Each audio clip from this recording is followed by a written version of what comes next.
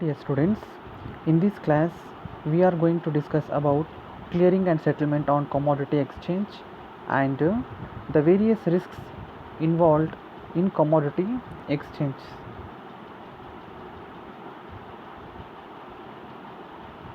Already you know, commodity markets are the markets where raw or primary products are exchanged, and these raw commodities are traded on regulated commodity exchanges in which they are bought and sold. So they are traded in commodities exchanges. Next one is the various risk in commodity market. So it is very important. So it refers to the uncertainties of future market values and of the size of future income caused by the fluctuations in the prices of the commodities. So ಈ commodity ಮಾರ್ಕೆಟ್ಸಲ್ಲಿ risks ಹೇಗಾಗುತ್ತೆ ಅಂದರೆ uncertainties of future. So commodities ಬಗ್ಗೆ ಗೊತ್ತು ನಿಮಗೆ, perishable ಗೂಡ್ಸಲ್ಲಿ uncertainties of future ಇರುತ್ತೆ, specially of market values. So ಯಾವ ಥರ market values ಇವತ್ತು ನಾಳೆ ಯಾವ ಥರ ಚೇಂಜಸ್ ಆಗ್ತಾ ಇರುತ್ತೆ, especially because of the fluctuations of the commodities, ಮತ್ತು ಫ್ಯೂಚರ್ ಇನ್ಕಮ್ ಯಾವ ಥರ ಇರುತ್ತೆ, ಮತ್ತು even due to the inflationary situations of the economies. Then commodity future contracts are standardized in terms of quality of the underlying commodity.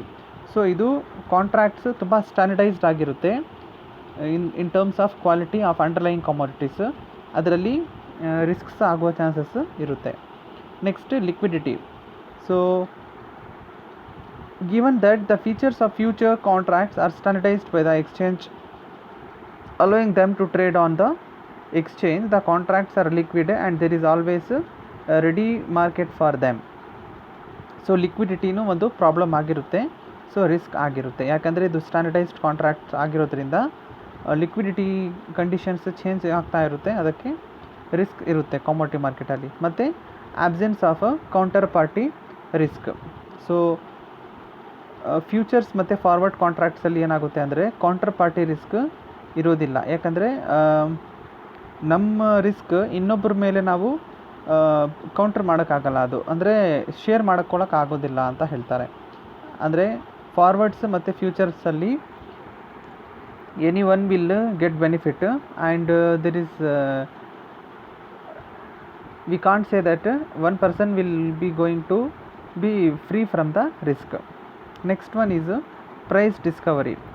So the electronic trading platform provided by the commodity exchanges combined with liquidity and risk-free trading encourages wider participation, ensuring large volumes and minimized price manipulation. So price discovery ಸಹ ಒಂದು ತುಂಬ important ಇರುತ್ತೆ concept, but ಇದರಲ್ಲಿ risk ಕೂಡ ಇರುತ್ತೆ. ಯಾಕಂದರೆ electronic trade platform ಇರೋದ್ರಿಂದ prices will get updated soon. That's why during inflation time there will be a chances of the high price for the public. Next, market risk. So risk of loss suffered by buyers and sellers on account of adverse event of the prices is called market risk. So the risk of loss suffered by buyers and sellers on account of adverse event of the prices, that is price fluctuations in the economy. Next one is credit risk. It is very low or almost zero because the exchange takes on the responsibility of the performances. So sometimes there will be a low or almost zero because of exchange takes on the responsibility for the performance. So performance ಬೆಲೆ ಏನಾದರೂ low ಆದರೆ exchanges, ಆವಾಗ credit risk ಅಂತ ಹೇಳ್ಬೋದು ನಾವು. Next operational risk. So it is the risk which is arising out of some operational difficulties. So task related difficulties ಏನಾದರೂ ಆದರೆ ಅದನ್ನು ನಾವು ಆಪರೇಷನಲ್ ರಿಸ್ಕ್ ಅಂತ ಹೇಳಬಹುದು. Next legal risk. So legal risk are the legal objections that might be caused since the exchange regulatory framework might disallow some activities. So ಇದು legal objections ಇರುತ್ತೆ ಕೆಲವೊಂದು. ಈಗ ಫಾರ್ ಎಕ್ಸಾಂಪಲ್ ಕೋವಿಡ್-19 ಇರೋದ್ರಿಂದ ಮಾರ್ಕೆಟ್ಸ್ ಓಪನ್ ಆಗೋಕ್ಕೆ ಕೆಲವೊಂದು ಕಂಡೀಷನ್ಸ್ ಎಲ್ಲ ಇದೆ. That is about legal risk. Important concept, commodity clearing house. So clearing house can be defined as an entity which is different from the exchange. So exchange ಬೇರೆ ಇರುತ್ತೆ, clearing house ಬೇರೆ ಇರುತ್ತೆ. So the clearing house is responsible for keeping records. ಇದು clearing house ಏನಕ್ಕೆ responsible ಆಗಿರುತ್ತೆ ಅಂದರೆ to keep the records.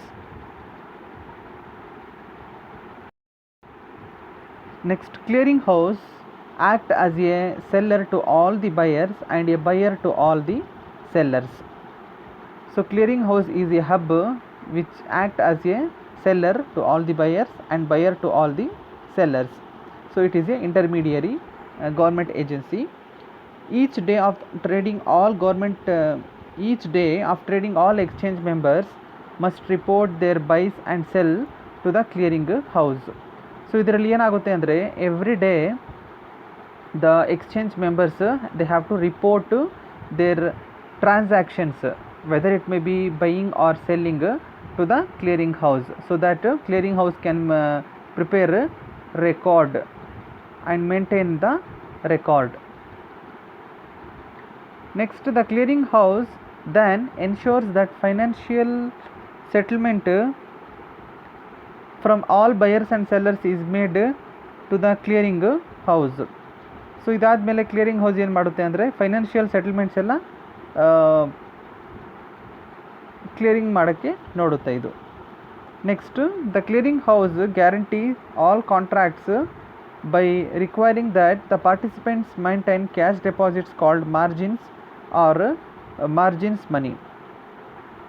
So clearing house ಇಲ್ಲ transactions, ಇದು ಕ್ಲಿಯರಿಂಗ್ ಹೌಸ್ ಆ್ಯಕ್ಟಿವಿಟೀಸ್ ಎಲ್ಲ ಮಾಡೋಕ್ಕೆ ಏನು ಮಾಡುತ್ತೆ ಅಂದರೆ ಒಂದು ಡೆಪಾಸಿಟ್ ಮೇಂಟೈನ್ ಮಾಡಬೇಕು ಅವರು, ಮಿನಿಮಮ್ ಕ್ಯಾಶ್ ಡೆಪಾಸಿಟ್. ಅದನ್ನು ನಾವು ಮಾರ್ಜಿನ್ ಆರ್ ಮಾರ್ಜಿನ್ ಮನಿ ಅಂತ ಹೇಳ್ತೀವಿ. ಯಾವ ಥರ ಬ್ಯಾಂಕ್ಸ್ SLR ಮತ್ತು CRR ಮೇಂಟೈನ್ ಮಾಡ್ತಾರಲ್ವಾ, ಸೊ ಅದೇ ತರಹ ಇವರು ಬಯರ್ಸ್ ಮತ್ತು ಸೆಲ್ಲರ್ಸ್ ಏನೇನು ಎಕ್ಸ್ಚೇಂಜ್ ಮೆಂಬರ್ಸ್ ಅಂತ ಕರಿತೀವಿ ನಾವು ಅವ್ರೇನು ಮಾಡಬೇಕಂದ್ರೆ ಒಂದು ಮಿನಿಮಮ್ ಕ್ಯಾಶ್ ಡೆಪಾಸಿಟ್ ಮೈಂಟೈನ್ ಮಾಡಬೇಕು. ಅದನ್ನು ನಾವು ಮಾರ್ಜಿನ್ ಆರ್ ಮಾರ್ಜಿನ್ ಮನಿ ಅಂತ ಕರಿತೀವಿ. Next, as soon as contract is processed by the clearing house, the buyer and seller of the contract will have a contract with the clearing house instead of counter party with their original trade. So contract process ಆದಮೇಲೆ ಏನಾಗುತ್ತೆ ಅಂದರೆ ಇದರಲ್ಲಿ the buyer and seller of the contract will have a contract with the clearing house instead of counter party. So buying and selling ಆದಾಗ clearing house ಜೊತೆನೇ ಒಂದು contract ಆಗೋಗುತ್ತೆ ಅವ್ರದ್ದು, because of this counter party. ಅದು original trade ಅಂತ ಕರಿಬಹುದು ನಾವು, because of minimisation of risk. So next, margining method. So margin money already new, it is a money is like a security deposit or insurance against the possible future loss of money. So margin money is nothing but it is a security deposit. The aim of margin money, like good faith money, is to minimize the risk. So the main aim is to minimize the risk. Next, to safeguard the integrity of the market and its own interest, the exchange imposes the margin money. So safeguard ಮಾಡೋಕ್ಕೆ ಮತ್ತು market integrity ಮಾಡೋಕ್ಕೆ ಏನು ಮಾಡ್ತಾರಂದರೆ, ಈ exchange ಏನು ಇವರು clearing house ಇದಾರಲ್ಲ ಅವ್ರು ಏನು ಮಾಡ್ತಾರಂದರೆ ಕ್ಲಿಯರಿಂಗ್ ಹೌಸ್ ಅವರು ಇದನ್ನು ಇಂಪೋಸ್ ಮಾಡ್ತಾರೆ. Next, new contracts on the first day are assigned on base rate. So new contracts ಏನೇನಿದೆ ಇರುತ್ತೆ ಅದನ್ನು ಬೇಸ್ ರೇಟ್ ಮೇಲೆ ಅಸೈನ್ ಮಾಡ್ತಾರೆ. ಅಂದರೆ ಬೇಸ್ ರೇಟ್ ಅಂದರೆ the basic rate. Next, settlement price based on average of the last trades of the trading day. So settlement prices ಹೆಂಗಾಗುತ್ತೆ ಅಂದರೆ average of the last trades of the trading day. So trading day ಅಲ್ಲಿ total ಆಗಿ ಎಷ್ಟು ಇದೆಲ್ಲ ಆಗಿರುತ್ತೆ ಅದರ ಮೇಲೆ settling ಪ್ರೈಸಸ್ನ ಫಿಕ್ಸ್ ಮಾಡುವಂತಹದ್ದು ಆ್ಯಾವ್ರೇಜ್ ಆಗಿ. ಅಂದರೆ one day total number of transactions ಎಷ್ಟಾಗಿರುತ್ತೆ ಅದರ ಮೇಲೆ ಸೆಟಲ್ಮೆಂಟ್ ಪ್ರೈಸಸ್ನ ಮಾಡುವಂತಹದ್ದು. Next, due date rate calculated based on the average of the last few days closing prices. So due date rate ಏನು ಮಾಡ್ತಾರೆ ಅಂದರೆ last few days closing prices ಇರುತ್ತೆ ಅಲ್ವಾ. ಸೊ ಫಾರ್ ಎಕ್ಸಾಂಪಲ್ ಈಗ ಸ್ಟಾಕ್ ಮಾರ್ಕೆಟಲ್ಲಿ ಎಂಡಿಂಗ್ ಕ್ಲೋಸಿಂಗ್ ಪ್ರೈಸಸ್ ಅಂತ ಮಾಡ್ತೀವಿ ನೋಡಿ, ಅದೇ ಥರ ಕಮೋಡಿಟಿ ಮಾರ್ಕೆಟ್ಸಲ್ಲಿ last few days closing prices ಏನಿರುತ್ತೆ ಅಂದರೆ ಎಂಡಿಂಗ್ ಟೈಮ್ ಕ್ಲೋಸಿಂಗ್ ಟೈಮ್ನ ಏನು ಪ್ರೈಸಸ್ ಇರುತ್ತೆ ಅದರ ಮೇಲೆ ಒಂದು ಆ್ಯಾವ್ರೇಜ್ ಆಗಿ ತಗೊಂಡು ಡ್ಯೂ ಡೇಟ್ ಅಂತ ಫಿಕ್ಸ್ ಮಾಡುವಂತಹದ್ದು. Initial margin. So it is the amount to be deposited by the market participants in their margin account with the clearing house before they can place buy or sell orders of a futures contract. So initial margin ಅಂದರೆ it is the initial amount deposited by the market participants. ಅಂದರೆ ಯಾರ್ಯಾರು ಇಲ್ಲಿ buyers ಮತ್ತು sellers ಬರ್ತಾರೆ ಅವರನ್ನ ನಾವು market participants ಅಂತ ಕರಿತೀವಿ. They are the major players of this commodity market. So in this clearing house they have to deposit that money for the futures contract. Next, variation or mark to market margin. So margin is worked out on the difference between the closing rate and the rate of the contract. So it helps to protect the interest of the exchange.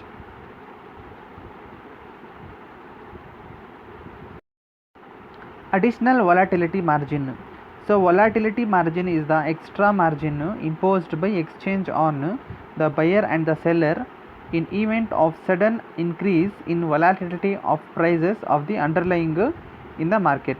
So ಇದೊಂದು extra margin ಆಗಿರುತ್ತೆ imposed by the exchanges on the buyer and seller on the event of sudden increase in volatility. So sudden ಆಗಿ ಏನಾದರೂ prices increase ಆಗ್ತಾ ಇದ್ದರೆ ಅದಕ್ಕೆ ಒಂದು extra margin impose ಮಾಡ್ತಾರೆ exchanges ಅವರು, ಅದನ್ನೇ ನಾವು ವೊಲಾಟಿಲಿಟಿ ಮಾರ್ಜಿನ್ ಅಂತ ಕರಿತೀವಿ. ಸೊ ಫ್ಲಕ್ಚುಯೇಟಿಂಗ್ ಮಾರ್ಜಿನ್ ಅಂತಲೂ ಕರಿಬಹುದು ನಾವು. Next tender braid margin. So it is the extra margin imposed on the contracts during concluding phase. So concluding phase ಅಂದರೆ ಎಂಡಿಂಗ್ ಫೇಸಲ್ಲಿ ಕಾಂಟ್ರಾಕ್ಟ್ಸ್ ಮೇಲೆ ಏನಾದರೂ ಸ್ವಲ್ಪ ಎಕ್ಸ್ಟ್ರಾ ಅಮೌಂಟ್ ಇನ್ಚಾರ್ಜ್ ಮಾಡಿದ್ರೆ ಅದನ್ನು ಎಕ್ಸ್ಟ್ರಾ ಮಾರ್ಜಿನ್ ಅಂತ ಹೇಳ್ತೀವಿ ನಾವು. Next, maintenance margin. It is the minimum amount of margin that is required to be held in the margin account relative to the futures position held.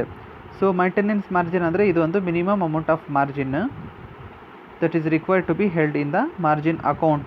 So ಇದು ಒಂದು ಮೈಂಟೆನೆನ್ಸ್ಗೋಸ್ಕರ ಏನು ಮಾಡಬೇಕು ಅಂತಂದರೆ ಮಾರ್ಜಿನ್ ಅಕೌಂಟ್ ಅಲ್ಲಿ futures positions ಟೈಮಲ್ಲಿ ಅಂದರೆ ಫ್ಯೂಚರ್ಸ್ಗೆ use ಆಗುವಂತಹ future ಕಾಂಟ್ರಾಕ್ಟ್ಸ್ಗೆ use ಮಾಡ್ಕೊಳ್ಳೋಕ್ಕೆ ಒಂದು ಮಿನಿಮಮ್ ಅಮೌಂಟ್ನ ಮೇಂಟೈನ್ ಮಾಡಬೇಕು, ಅದನ್ನೇ ನಾವು ಮೈಂಟೆನೆನ್ಸ್ ಮಾರ್ಜಿನ್ ಅಂತ ಹೇಳ್ತೀವಿ. Next other risk containment measures used by the exchanges. ಇದರಲ್ಲಿ ಗ್ಯಾರಂಟಿ ಫಾರ್ ಸೆಟಲ್ಮೆಂಟ್ಸ್ ಅಂತ ಇರುತ್ತೆ. So it is the exchange only ensures proper correlation between prices in the spot and futures market and guarantees the performance of the contracts by analysing the risk on continuous basis. So ಇದರಲ್ಲಿ ಏನು ಮಾಡ್ತಾರಂದರೆ proper correlation between prices in both spot and futures market. ಅಂದರೆ spot ಅಂದರೆ on spot delivery, on spot payment. Futures contract ಅಂದರೆ future delivery, on spot payment, or on spot future payment, future delivery ಇರುತ್ತೆ. So ಅದಕ್ಕೆ ಏನು ಮಾಡಬೇಕಂದ್ರೆ ಒಂದು correlation create ಮಾಡಬೇಕಾಗುತ್ತೆ. So on continuous basis.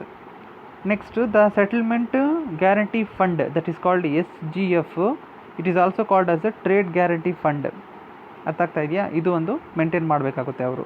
Next objectives of these funds are first one is to guarantee settlement of bona fide transactions. ಏನೆಲ್ಲ bona fide transactions ಇರುತ್ತೆ ಅದನ್ನು ಒಂದು ಗ್ಯಾರಂಟಿ ಸೆಟಲ್ಮೆಂಟ್ ಮಾಡುತ್ತೆ ಇದು. Next, that means the participants will feel relaxed that if any problem arises, they are ready for settlement. Next, to inculcate confidence in the minds of market participants. So market participants ಯಾರು ಇರ್ತಾರೆ ಅವರಲ್ಲಿ ಒಂದು confidence maintain ಮಾಡುತ್ತೆ, create ಮಾಡುತ್ತೆ ಇದು. ಅಂದರೆ freely happily they can participate in the market without any problems. Okay, and their minds will not be get disturbed. Then to protect the interest of the investors, because you know investors are very rational in behavior in terms of their returns. That's why this process that is called settlement guarantee fund or trade guarantee fund is going to protect those interest of investors. Next concept is price limit and circuit breakers. So these are the procedures to control overreactions in times of serious market volatility, and these mechanisms are known as breakers and price limits. ಇದು procedures ತಗೊಳ್ಳುವಂತಹದ್ದು in terms to control the over reactions in times of serious market volatility. ಈಗ ಸಡನ್ನಾಗಿ market downfall ಆಗ್ತಾ ಇದ್ದರೆ ಅಥವಾ ಇದು ತುಂಬ ಬೇಗ ಮಾರ್ಕೆಟ್ ತುಂಬ ಜಾಸ್ತಿ ಹೈಕ್ ಆಗ್ತಾ ಇದ್ದರೆ ಪ್ರೈಸಸ್, ಆವಾಗ sometimes it creates serious overreactions.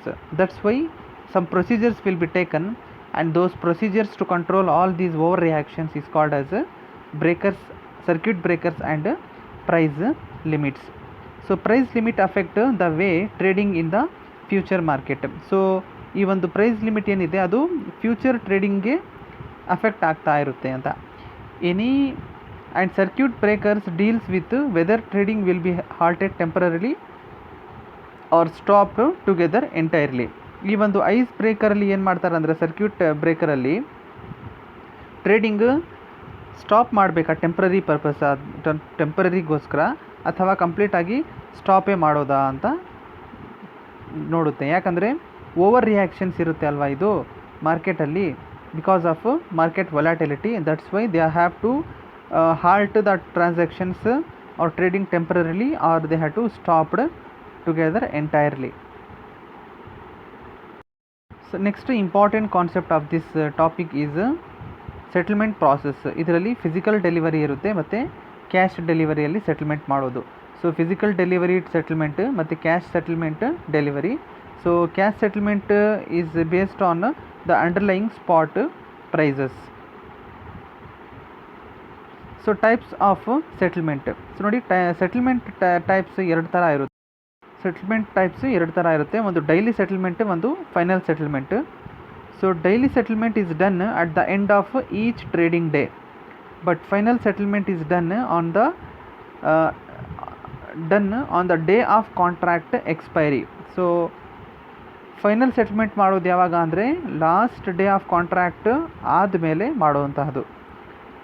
Next, daily settlement is based on daily settlement prices, but final settlement is based on final settlement prices or the due date rate. So due date rate ಇರುತ್ತಲ್ಲ, ಬಾಕಿ date rate ಏನಿರುತ್ತೆ ಆ rate ಮೇಲೆ final settlement decide ಆಗೋದು. Next, daily settlement takes into account all trades, all open positions or mark to market. ಇದು all trades ಮತ್ತು all open positions of the mark to market are been taken into consideration, but this final settlement takes into account only trades not closed till contract expiry.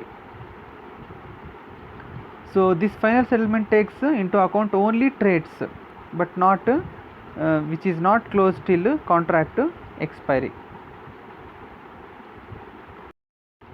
So in warehousing I have told you that warehouse receipts. So warehousing provides the critical logistic support to the commodity sector. Already we have discussed about this warehousing. So if the trade is expected to be settled by the way of delivery of the commodity, the clearing house of the commodity exchange. Next, warehouse receipts from the seller instead of actual commodities and pass such warehouse receipts over to the buyer. So ಇದು ಒಂದು warehousing receipts clearing and ಮತ್ತು ಸೆಟಲ್ಮೆಂಟ್ಗೆ ತುಂಬ help ಆಗೋಕ್ಕೆ ಮತ್ತು ಒಂದು documentary evidence ಆಗಿರುತ್ತೆ. So warehouse receipts are title documents issued by warehouse to depositors against the commodities deposited in the warehouse. So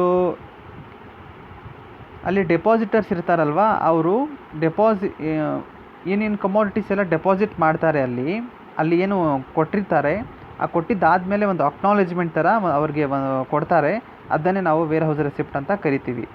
so warehousing development regulations act of 2017 ಅಲ್ಲಿ ಆ ಒಂದು ಅಂಡರಲ್ಲಿ work ಆಗುತ್ತೆ ಇದು. ಮತ್ತು negotiable warehouse receipts. So this helps the farmers to avoid the distress sale of their produce by ensuring them access to finance against their produce stored. ಈ ಒಂದು negotiable warehouse receipts ಫಾರ್ಮರ್ಸ್ಗೆ help ಮಾಡುತ್ತೆ to distress the sale of their produce by ensuring them access to finance against their produce stored. So ಅವರೇನೇನೆಲ್ಲ produces ಮಾಡಿರ್ತಾರೆ ಅಂದರೆ ಅವರು ಏನೇನು ಎಲ್ಲ ಕ್ರಾಪ್ಸ್ ಇರುತ್ತೆ ಅದನ್ನು ಫೈನಾನ್ಸ್ ಆಗಿ ಅಗೇನ್ಸ್ಟ್ ಆಗಿ ಅವರು ಇದು ಮಾಡ್ಕೋಬಹುದು, ಆಕ್ಸೆಸ್ ಮಾಡ್ಕೋಬಹುದು ಅಂತ. So that it will avoid their distress. Next, dematerialisation of warehouse receipts, that is called demat. Demat account ಬಗ್ಗೆ ತಿಳ್ಕೊಂಡಿದ್ದೀರಲ್ವ ನೀವು. So it acts prescribes the form and the manner of registration of warehouse and issue of negotiable warehouse receipts in electronic form. Negotiable warehouse receipts electronic ಫಾರ್ಮಲ್ಲಿ issue ಮಾಡುವಂತಹದ್ದು ಮತ್ತು registration ಮಾಡುವಂತಹದ್ದಕ್ಕೆ ನಾವು dematerialisation ಅಂತ ಹೇಳ್ತೀವಿ.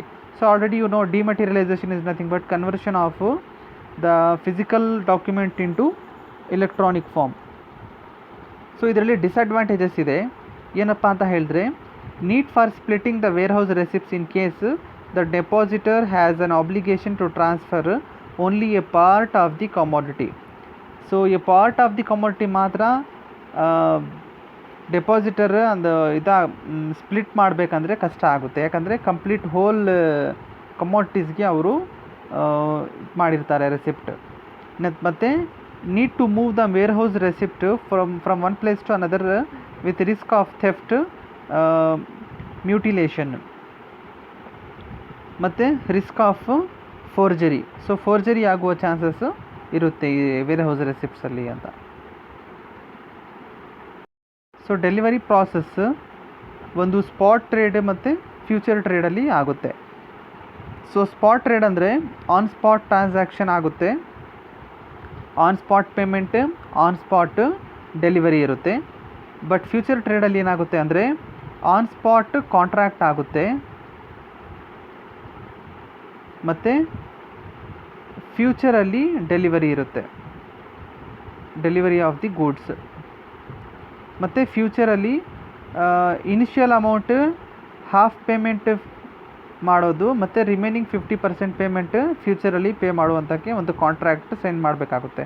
So ಇದೆಲ್ಲ delivery process ಅಂತ ನಾವು ಹೇಳ್ತೀವಿ. ಇದರಲ್ಲಿ both options will be there. Seller options ಅಂತ ಇರುತ್ತೆ. Delivery of the commodities will take place only if both buyer and seller give their intention to take or give the delivery before the expiry of the contract. So contract expire ಆಗೋಕ್ಕೆ ಮುಂಚೆ ಅವರು intention ಹೇಳಬೇಕು whether to give or to take ಅಂತ. Seller option it is a delivery based on seller's intention. So buyer intention ಮತ್ತು seller intention ಥರ ಎರಡಿರುತ್ತೆ.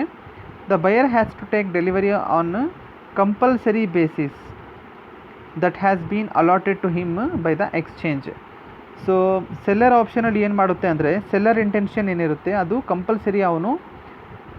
ಕಂಪಲ್ಸರಿಯಾಗಿ ತಗೋಬೇಕದು. So ಏನು allot ಮಾಡಿರ್ತಾರೆ ಎಕ್ಸ್ಚೇಂಜಸ್ ಅವರು. ಇನ್ನೊಂದು compulsory delivery.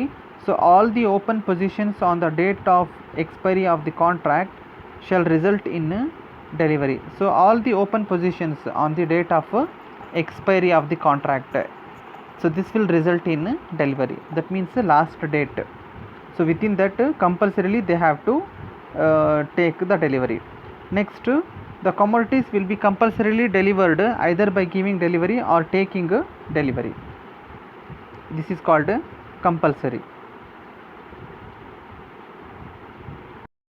So in next class what and all concepts is left of this chapter we shall discuss in upcoming class. Thank you students. If you have any doubts, you can ask me either in comment section or through the WhatsApp. Thank you.